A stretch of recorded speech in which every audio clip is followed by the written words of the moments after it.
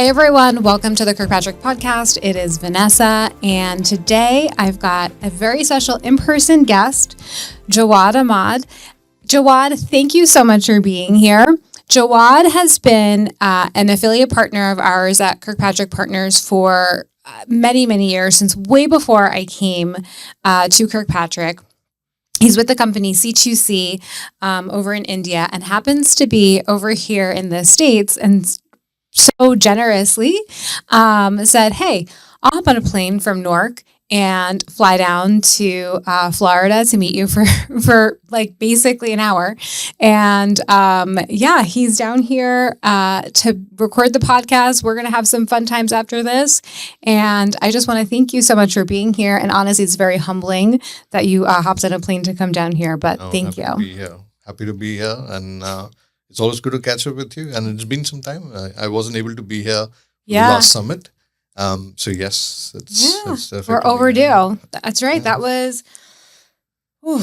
June 24. Yeah. Oh my gosh. It's insane how quickly the time goes, isn't it? It is, yeah. So today what we're going to be talking about is a bit about, as you know, and Jawad can attest to, the Kirkpatrick model is a global standard. It's not even just, just a standard. Is globally recognized as the standard for training evaluation.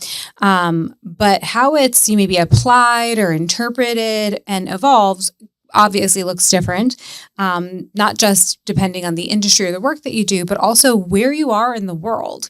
And so I was excited for Jawad to be here and kind of help bring some of that global perspective to the model. So to kick us off, Jawad, do you mind introducing yourself to the audience, a little bit about your background and how you came to KP? Oh yeah, surely I will.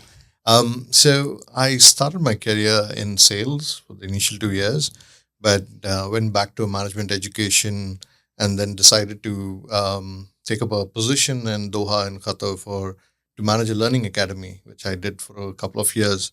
But then after that, came back to India, started working with consulting firms predominantly, and ran pretty much, worked with consulting firms till about 2009.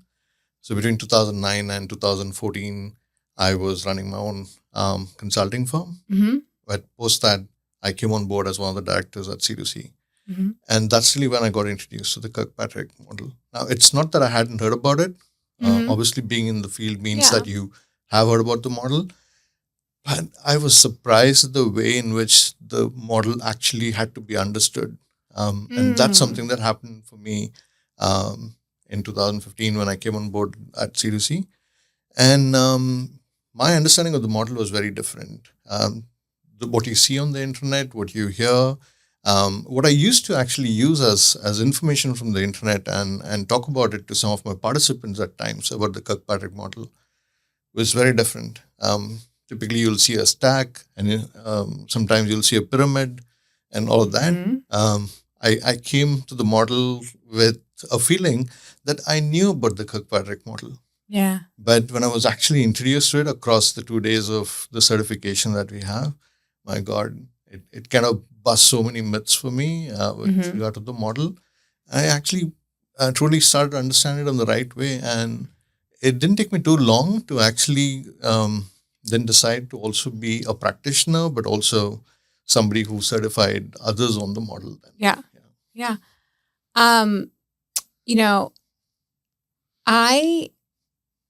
A lot of things are sparking free from this conversation, but one of the things that you said that is resonating with me is, you went out to the internet to sources that are credible sources, not that are not credible, right?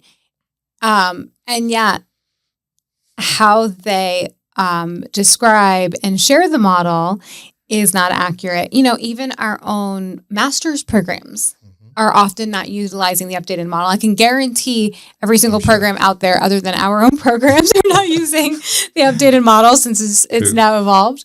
But yeah, it's I think that's one of the biggest challenges that I have leading the brand is how do we battle some of these myths and all that bad information out there about the Kirkpatrick model. It's like every time I see something, bashing the Kirkpatrick model on the internet. I'm like, here we go. And I'm okay with constructive criticism, don't get me wrong, but it's like that those things are not actually true. It's been updated.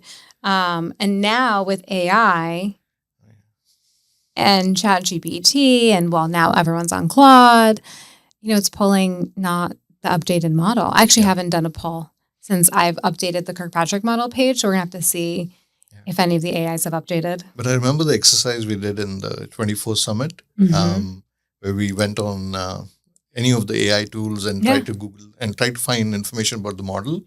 And it pretty much was drawing up on sources on the net, which again was not the right information at times. I mean, the way it is kind of presented in many places. Yeah. So, yeah. So what are you doing now for C2C? What does your role look like today? Okay, so primarily I design a lot of OD solutions and learning solutions with the team. And what that means really is for organizations that have any kind of change that is happening on the people side, processes, people development, performance areas, or any culture-related transformations that they're going through, we essentially consult, diagnose, and then draw out a solution, and then partner together to be able to kind of deliver on the expectations that the client has. Interestingly, I've always believed that our understanding of the Kirkpatrick model for C2C gives us an edge over some of the other organizations because our understanding of the place where behavior shifts need to take place, essentially through maybe the vehicle of learning solutions or so, is much, much more better. And we're able to guide our clients much, much more better on those areas. Of course, yes, clients are restricted by or have constraints in terms of time, money, etc. So those are always challenges. But where we have had clients who have worked with us, who are willing to actually go with us on our suggestions, we have seen quite a lot of impact there. Yeah. So what you're saying is if you actually follow the process and do the work, you get good results. Yeah. Novel idea. So you were working in DOA, the Learning Academy. Were you measuring at that time? And if so, what were you measuring? Okay, so this was way back, early 2000s. So a great era. Which means, and it was a time in DOA where there wasn't access to a lot of information. Yeah. Even many of the internet or the websites used to be blocked by the telecom providers for various reasons, because culturally it's a very different country, and so there are a lot of protections that they have. My only source at that time was the British Library, which I would visit to try and find some information. Again, very limited data. So I would say that part of my career was mostly experimental. It was more kind of discovering myself, what I knew or what I didn't know about learning. But the Kirkpatrick model did show up in your searches on Google always. So that was always the case. So there was an understanding of what the levels were, but more theoretically, I would say. And it wasn't something that was being applied in the academy at that point. I think from an evolution perspective and the adoption of the model itself, I'm sure some of these regions have taken a longer period of time to move there than others. What are some of the biggest mistakes you see your clients, or even, and not just your clients in your work with C2C, but also like in the programs that you all are running? What are some of those biggest mistakes? So they are pretty, I would say, standard. Because the thing is, we see those as a pattern in many of the conversations that we have. Some are based on assumptions. And one of the primary assumptions, especially in a market like India, is that the Kirkpatrick model. People assume that they know the Kirkpatrick model, especially within HR and L&D circles, simply because many of the MBA programs that we have and business management programs that we have, almost all of them talk about the Kirkpatrick model from an evaluation perspective, But again, it is thought more from at a theoretical Yeah. perspective. And so what happens really is people believe that they know about it, but its applications is something that they have not perhaps experienced fully. Of course, the opportunities to have more control, especially level 1 and 2, is always there. And so you build a certain amount of experience in those 2 levels, but creating impact, showing shifts in behavior, those are still challenges that you have. So so those are I see those as common things that keep showing up again and again. The assumption that we know what the model is, but then when you actually try and have a conversation, try and understand it more, there's usually gaps there or myths that may need to be busted. Yeah.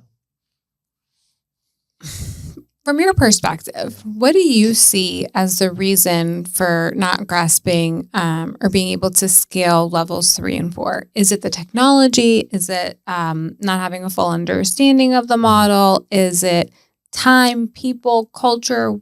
What is it?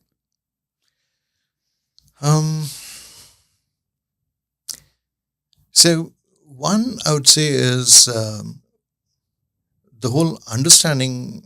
Okay, so I'm going back to the terminology that we use, right? Learning and development, right? And that's what we have always talked about.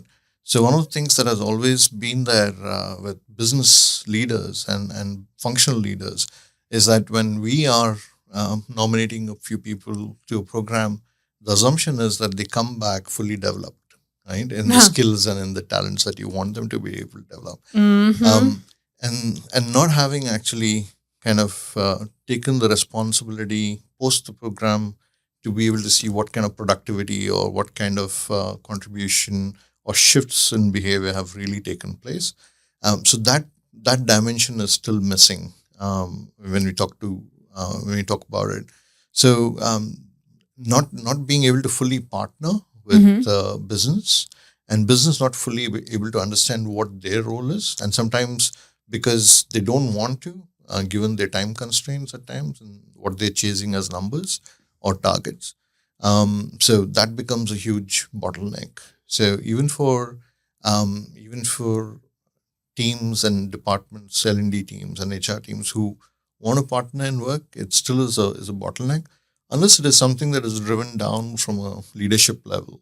And that partnership is built as a foundational element of the start to an initiative. Then there is a very different kind of outcome that you're able to see, partnership that you're able to see, collaborative working that you're able to see. Then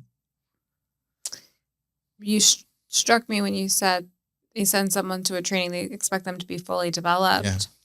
And I get a question a lot, like, how do you convince leaders that training isn't always a solution and it's bigger than just one training? And I just popped in my head. I'm like, you know what? Probably one of the questions we need to ask our leaders is, when did you go through a training and you were completely developed after it? Yeah, that's a good question. See if they could, right? And if they could pinpoint it, tell me, what did they do, right? And then you kind of talk about, what it is that was so helpful and supportive and worked well. And, I think sometimes, we talk about speaking the business language in our programs and in our work. And it's like, sometimes it's just speak human language. Yeah. So multiple things that come to me. One of the things with most of the business leaders, I would like to start maybe with an analogy of saying, you cannot judge the success of a marriage by attending the wedding party. Right? So training is usually like that. When you walk in, it's just what you see as something that's been aligned to in terms of what may primarily help a skill building, etc. But what happens then post that is really what is what's going to give us the change and the shift that we want in performance, really, right? So when we say that, and I think I kind of fully laid the blame on business when I was responding to mistakes.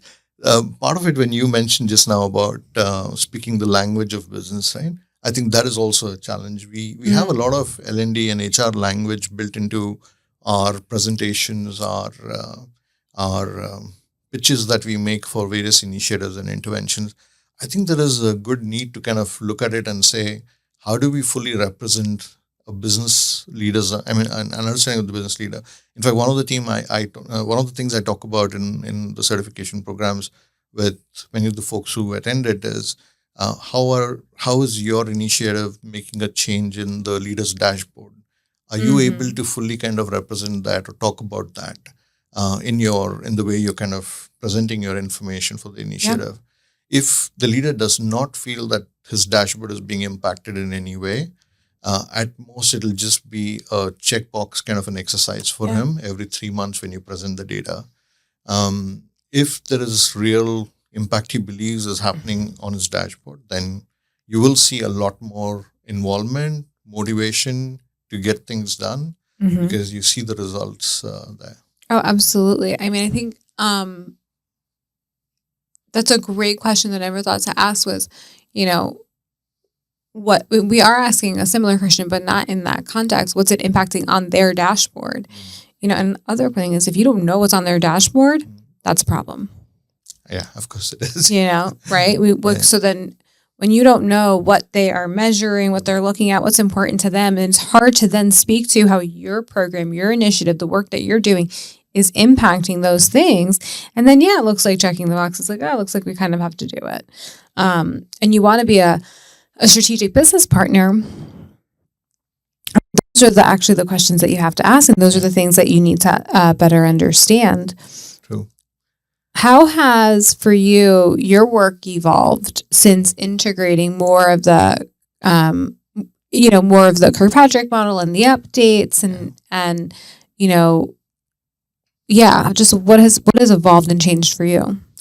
So, like I said, number one, for us to look unique or be unique, as I said, we sit with the understanding of the Kirkpatrick model.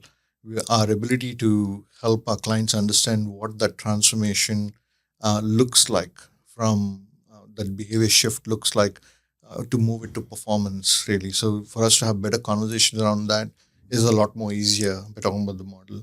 I remember one conversation with Coca-Cola in Dubai when I was having a discussion with them. What a name drop, Coca-Cola and Dubai. Like, casual. So it was I did have a particular way in which I wanted to have that conversation, but I realized when I was having that discussion with the leader was that essentially what I was describing to them was how we would work with them from level 4 to level 1. Yeah. And that was the conversation. And every question that came up from the leader's side essentially fit into any one of those levels. And all I had to do was kind of tell them how we would normally kind of respond to that. So if there was anybody who was looking at building an initiative, a transformation project, anything, I would say start there, start with the end in mind, look at what's the milestones that you want to be hitting, document them, arrange them in the order that we talk about in our certification. So that the lower level indicators are the first to basically show up, and then you move up to the higher level indicators, and then basically move up from 4 to 1, as you say, from a design perspective. And that's the conversation. If you were to just have that, it's much more clearer for businesses to understand that and then work with you with that. Have you ever had a conversation with a leader where you are talking, obviously not level specifically, but you're using this sort of consulting style, and it shifted what their request was? That's interesting. Often I see that they're not so much from an outcome perspective. Sometimes they're clear about what they want, but the way in which they want to actually get there kind of shifts. Interesting. Because when we end up having conversations on what are some of those milestones that you want to achieve, it kind of adds more clarity to the journey that they want to take than the end place that they actually want to get to. Because sometimes the end place is handed over either as part of strategy to them, or it's already kind of called out as part of the larger discussions with management, etc. So the journey sort of transforms or shifts for them, or the way in which they think about it kind of shifts.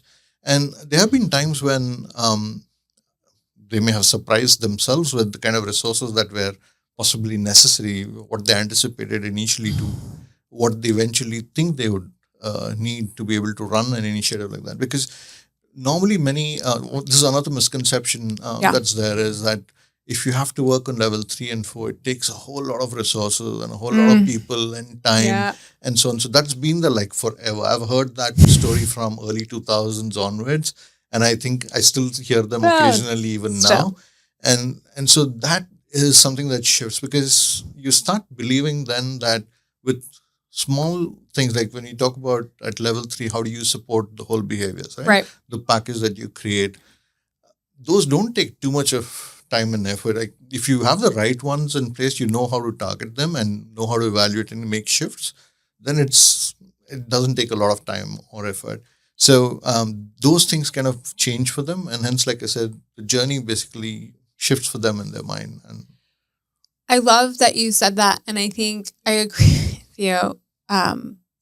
Everyone still says it about levels 3 and 4, and I think it's a yes and. If you think about what we're asking for, like from supervisors and managers for level 3, what they're asking for is, be a coach, help your team get better, all those things. That's essentially what we're asking for ourselves in level 3 and 4. So they don't have time to do that. You're saying that in general, they don't have time to do that specific part of their job. And, it begs the question from my perspective of, then what do you want this manager for? Are they there for compliance, or are they there to help you build your culture? Exactly. In fact, you reminded me of a conversation I was having with a friend in Singapore. He works at Goldman Sachs. And this is just a lunch meeting. It was nothing to do with business. There was it was just more a casual meeting with him. And he was trying to understand what I was doing. And I'd just come from a certification from Bangalore. So I was just telling him about what we do as part of the certification. And I was having this precise conversation about what the role of managers is within that context of helping make those shifts in behavior. And then he said, and he went, when I send my son to school, I don't expect the teachers to make the change in him, completely. I need to take ownership for for how he turns out too. And that kind of hit me like, oh, that's a great analogy too. I like that analogy. There's some parents I know that need to take some ownership, but that's a different conversation you and I can have at a different day. Things have been wild. So I want to shift a little bit. I talk a lot about the landscape here in the States, and my lens is very much obviously US centric. Yeah. Sorry, guys. What does the learning and development landscape look like in India right now? Okay, so some estimates actually put the trend till about, let's say if you estimate till about 2034, there's learning and development is likely to see a growth of about 12% every year, is one estimate. So I think the value that they're putting it at is close to about 36 billion or so. Now, obviously that is sort of like an average estimate of multiple reporting that you have, because the e-learning landscape has a very different kind of growth trajectory. Yeah. And what we have now with all the LMSs and all that trajectory is, that also has a very different landscape. So let's say that's an average, I would say. But in all, what it means is that there is going to be this transformational shifts and changes, and obviously we are looking at skilling and development quite a lot, primarily in India also because there are some regulatory changes that are happening, especially in the banking financial space.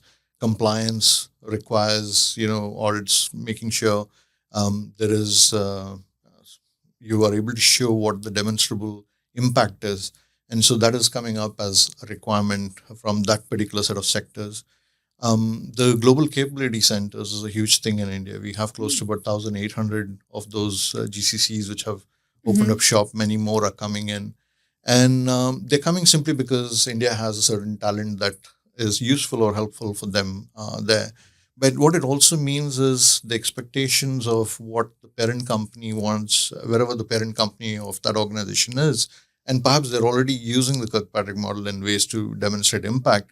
But they need to also see their own India teams now start showing the same results, same impact. So this landscape is sort of expanding, and today we find a lot of leaders standing up and wanting or asking for the impact. And so I've had many conversations more recently with L&D teams and HR teams who on the phone have told me that my leader's asking me to show impact. So that's how I'm looking up, what I can do as a certification. I want to do the Kirkpatrick model now. I want to get myself certified. So that's coming up.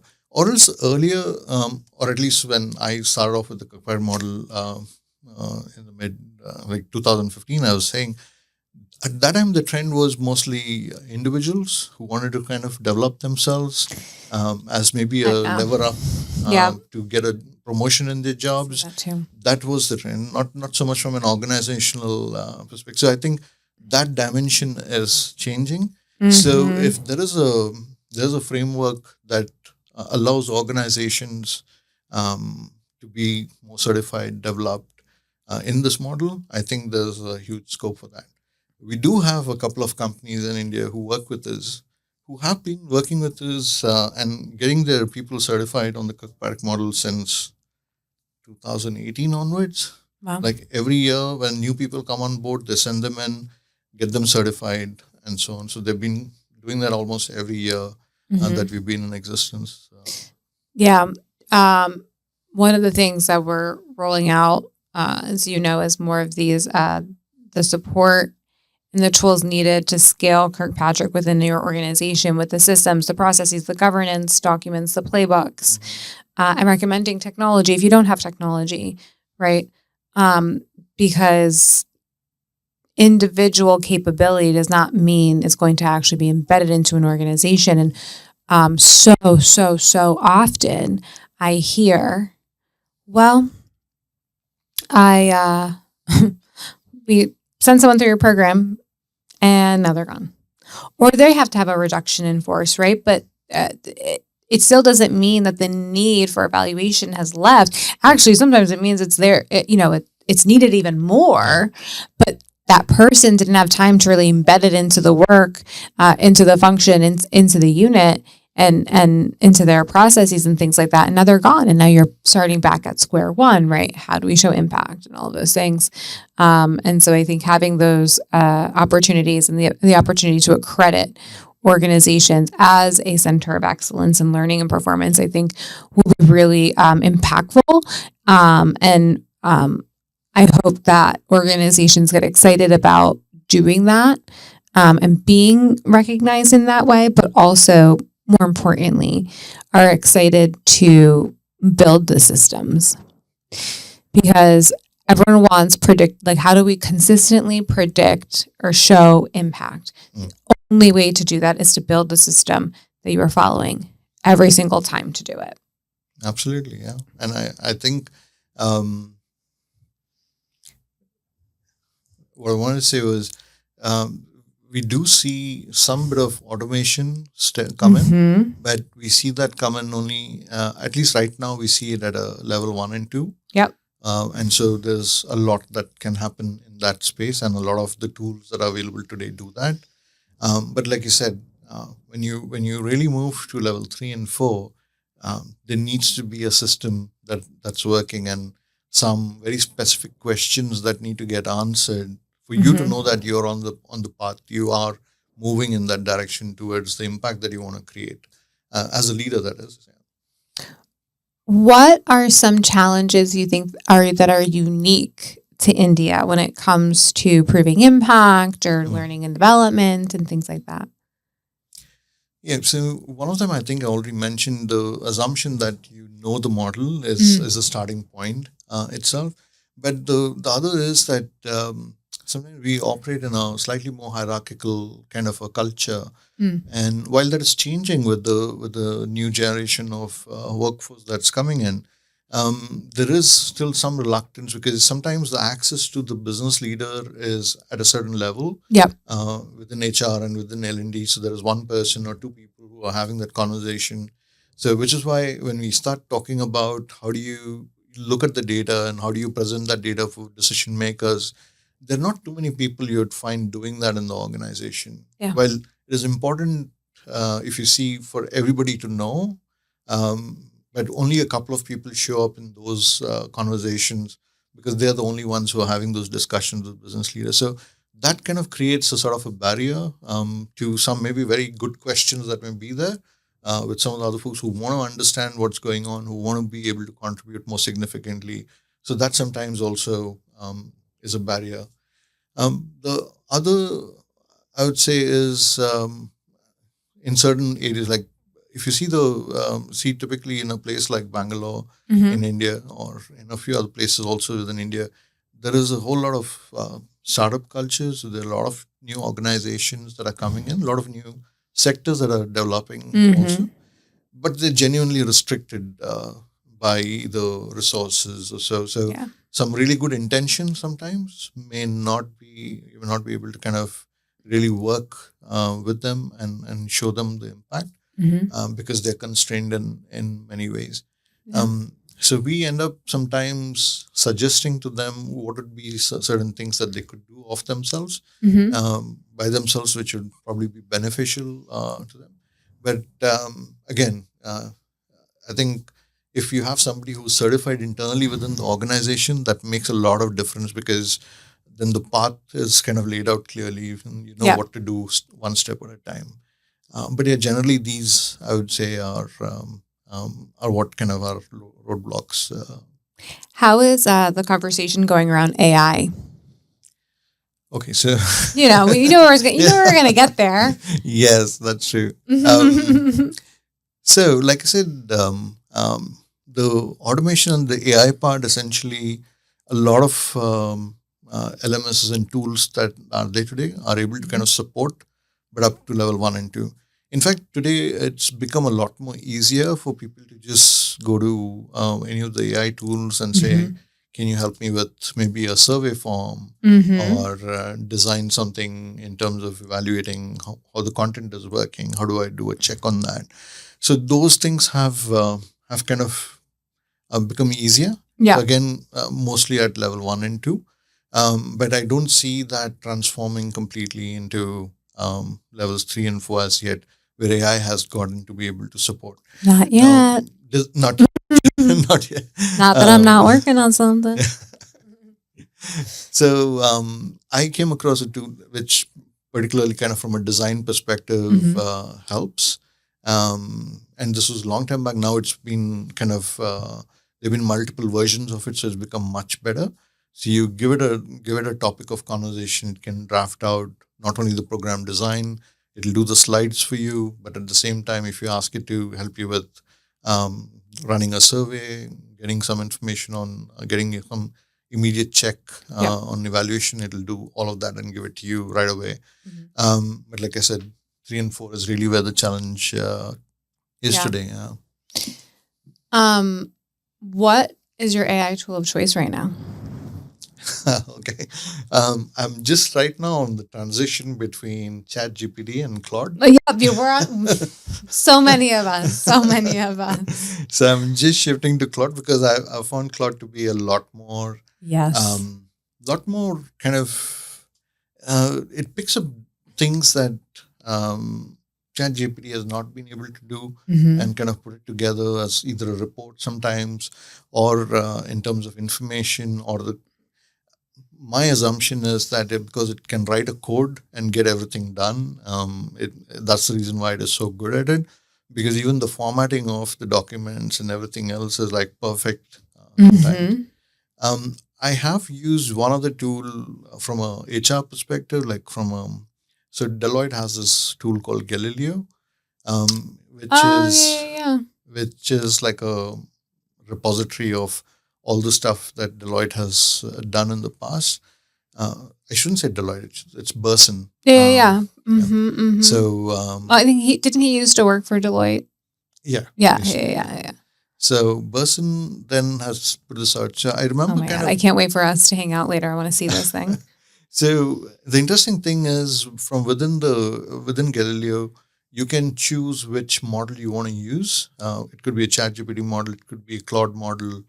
So you have some choices. Now, what's interesting is when you use Claude there and you ask it to kind of create an app for you using the information, say, for example, the competency framework of DDI or SHL or so, it kind of brings all of that information and then creates not just the front end of it, but also connects it up with the back end.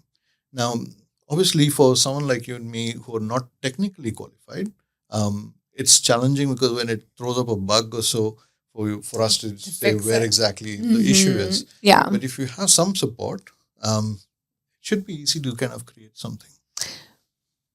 Have you used it with the Kirkpatrick model? No, I haven't. Okay, well now we know what we're doing. This is how we get wild around here. We play around with AI in the Kirkpatrick model. That's really interesting. So with that kind of thought, where do you see L&D going in the next 3 to 5 years? Okay. The dreaded question. So there are going to be organizations that are going to start specializing in this area of work. And I see that because information is now going to become available and native to, literally any organization who would want it. And once that happens, only the organizations who are operating with systems, algorithms, and data as their workforce of sorts are the ones who are able to kind of scale faster and quicker. Yep. So you will see that difference between them and those who have been kind of left behind with working with legacy systems, networks, people. Sometimes those are siloed people. And so there are challenges you have to navigate with that, which don't show up there, but it's able to scale up much more faster, learn much more faster, and move much faster. So those are, that's something which I see in the future. And it's not just from the learning and development space or the evaluation space. I'm saying that is true of many of the other areas of work that may be there. Right? So I think the only highly specialized, high-touch areas are going to be a little bit more challenging. But I'm coming back from a conference in Monterey just now, and I was staying at the Crown Plaza Hotel. And when I picked up the phone to order room service, I couldn't say in the first go that it was a machine that was talking to me. It was so real, taking my food order. Scary, right? It is. And so it's like it can do multiple languages for you. It can do everything that's on the menu. It can tell you what's there, what's not there, what it'll add by the side, what special note it'll put in. My God, it was amazing. Was your order right when it got there? Yeah, it did.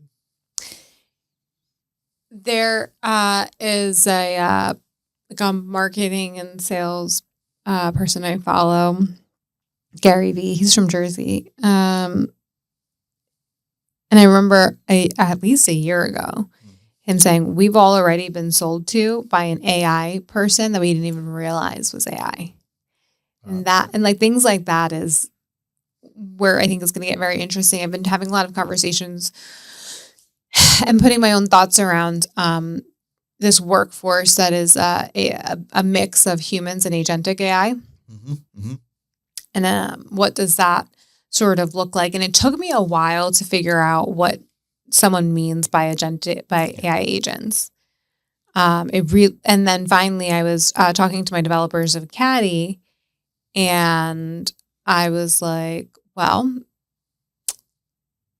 and he goes, oh yeah, well, like this agent and this agent. I was like, wait, all of these widgets are agents? And he goes, yeah, Vanessa, all these widgets are agents. I'm like, finally, it like makes sense in my head, and I'm not, listen, I'm not like an expert, by any means. That's why I have Myra Roldan and Josh Cavalier on like speed dial, but I am pretty, I get it, pretty quickly. And that I couldn't understand it. And now, and that's not even fully autonomous. right? You still have someone has to put an input in as of right now. And so I've been thinking a lot about what does it look like to lead a workforce that has AI agents, and has humans, and how do they interact, and all of those things. And I think we're in for a very interesting future, and seeing Claude Design come out. Listen, and that was my skill for a very long time. I just developed e-learning for a very, very long time. It wasn't my full job. I was like my side gig. If that was my full job, I'd be a little concerned. I think there's a lot coming for us. I don't think our roles go away. They just change. But we have to be able to change with that role and elevate. So one of the conversations we've been having at the conference in Montreal was, and there was obviously AI is a conversation. There's at least one topic that you have there. Yeah. And what we realize is today we have AI available for us to help in the pre-work, in the way you kind of build your designs, in the way in which you want to kind of run something, and in the post-work, doing the analysis, etc. Very soon, the space that's currently a gap right now is during, right?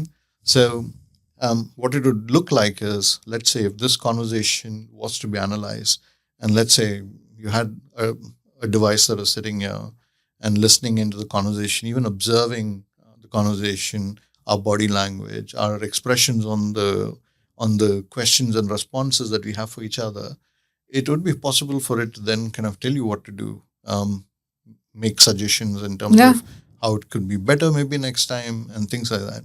Now, if I were to extend that, let's say if it was not a device, but today you have a lot of smart glasses that with the AI attached to it can do the same thing, not even let you know on the other side. So let's say if a leader had one of these wearables and was in a meeting or in a conversation, doesn't matter what language it is, because many of them today support 60 plus languages.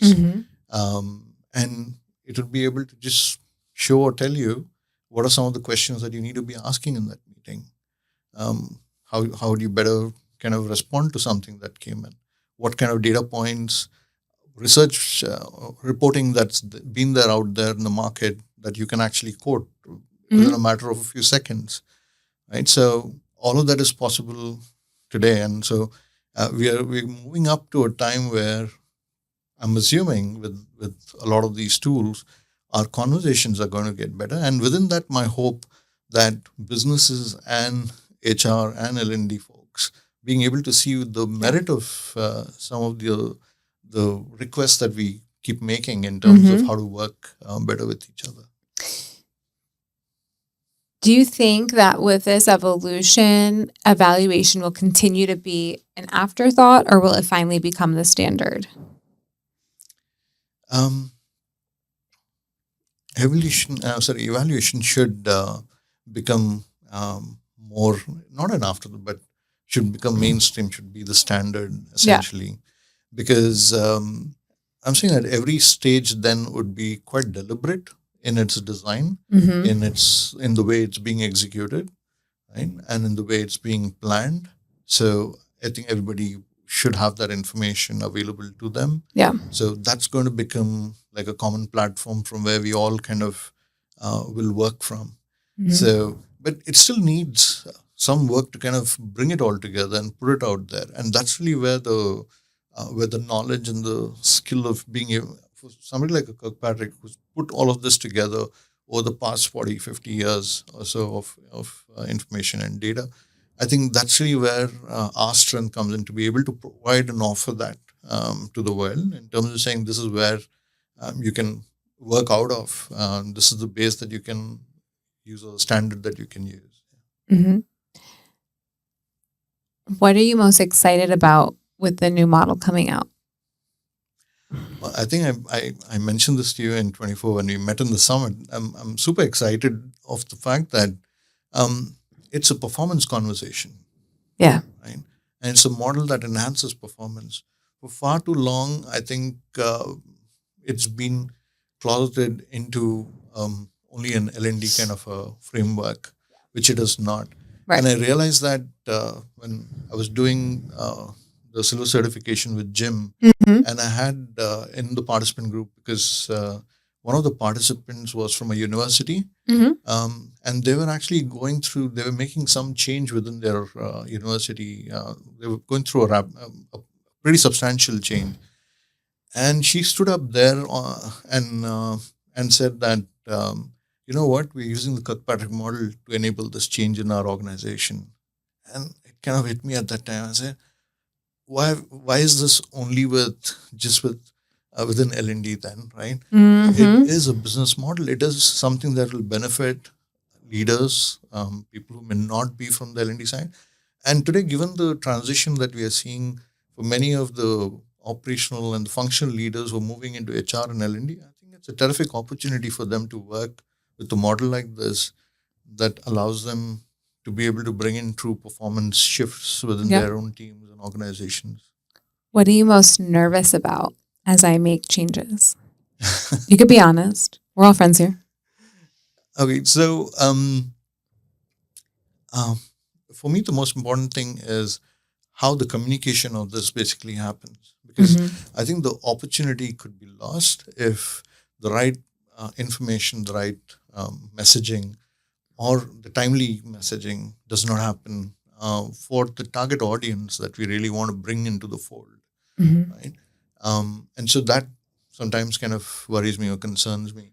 And I keep asking myself, what is it that I can do to be able to kind of work with you, to be able to make sure that at least in the market that we kind of represent, we're able to do a good job of it and make sure that that information goes out to the right people who we want into that conversation. Right? Yeah. And luckily for us, we have built over a period of time sufficient enough relational currency, you can say, with a lot of L&D and HR teams within organizations in India, where we can have groups of people who come in to be able to try and see what's new and what's something that we can they're offer interested. them. So we're very happy to offer those opportunities, talk about the model. Well, you're one of the first people that has a copy. Thank you. I've not Thank you really very given much. any of these away. One thing that you can do is start to wear pink more.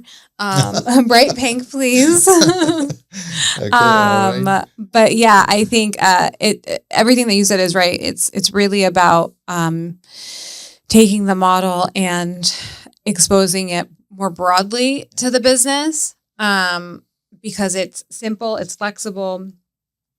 People understand that language, and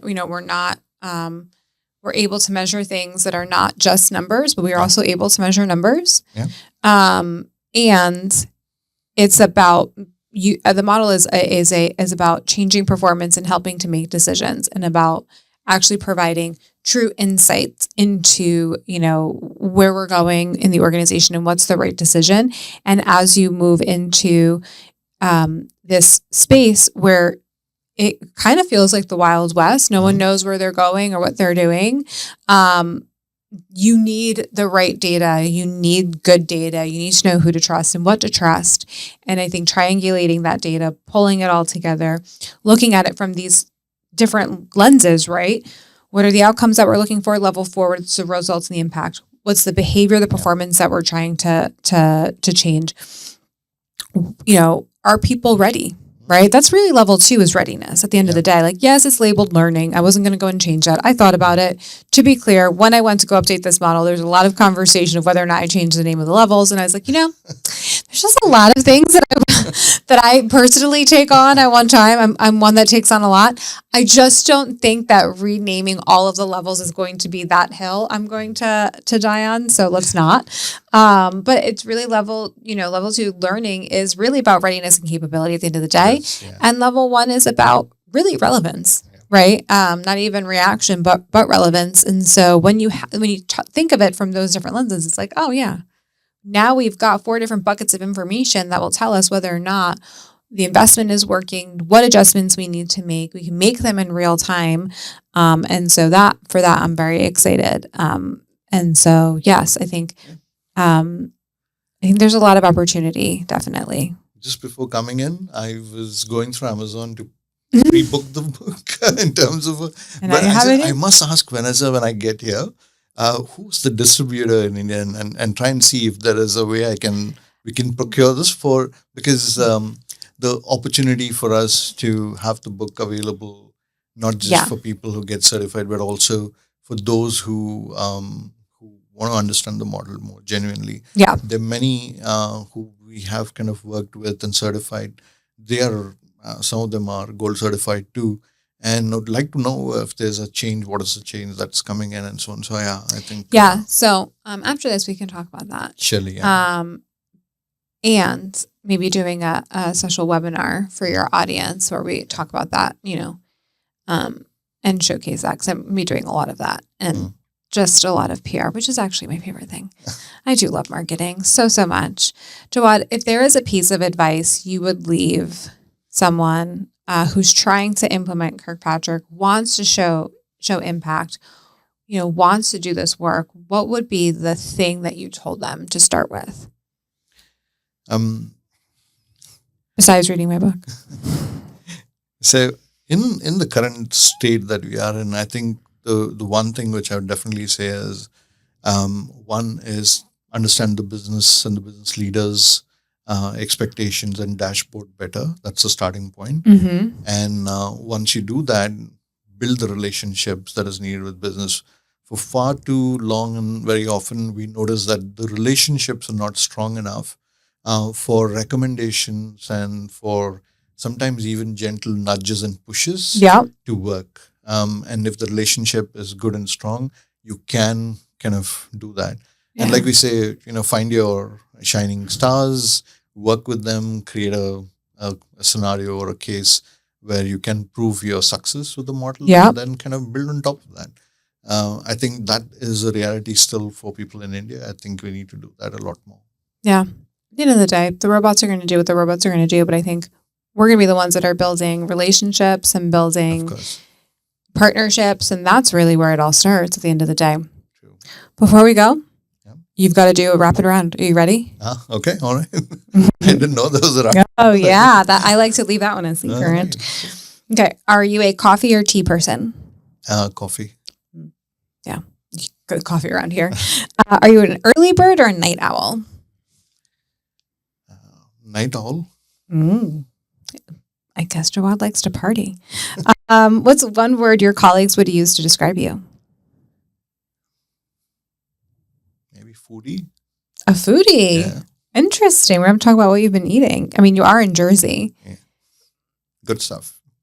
Right? Bagels, cup pizza. Favorite city in India? Bangalore. Yeah. Just for the weather, maybe. And because no matter where I am in any part of India, just hoping to get back to the weather in Bangalore. What's always in your travel bag? Okay, this will be strange, but my power bank is something which just stay connected. But okay, so I have a large one, like a huge brick. Yeah, listen, I need that when I go around Disney. Okay, I'm constantly in the app. Mine is my travel blanket. I cannot, and at one point I was buying a travel blanket almost every time that I would travel because I would forget mine.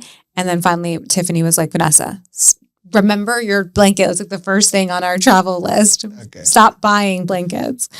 If the Kirkpatrick model was a movie genre, what would it be?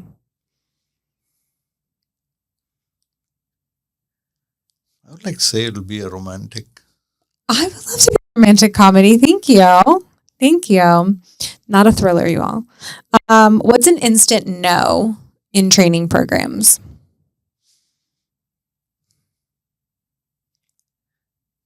Trying to take shortcuts, maybe. Yeah. What's one thing people always assume about India that isn't true? Well, I think the projection of India of the 70s and the 80s kind of stays in the mind of people. There are parts of India that look exactly like how it's outside here at Boca Raton. Yeah. And there are parts here that still need to develop, and they Here too. have genuinely been untouched of the development that's happened in India. So Yeah. I mean, listen, I live in Florida. There's some of that here too. What's your guilty pleasure after a long work week? if I could get a foot massage, Oh, that'd probably be the best. yeah. That and a glass of wine, I'm not going to lie. What's one thing that you think that the global L&D community can learn from India? I don't want to make an assumption, Mhm. but we've always kind of took pride in the kind of relationships we hope to build, and give that enough time and space. And sometimes in doing so, we may be being very like trying to give too much of space sometimes, and not Yeah. really be very direct about the things you should be direct, and that kind of leads to a lot of challenges.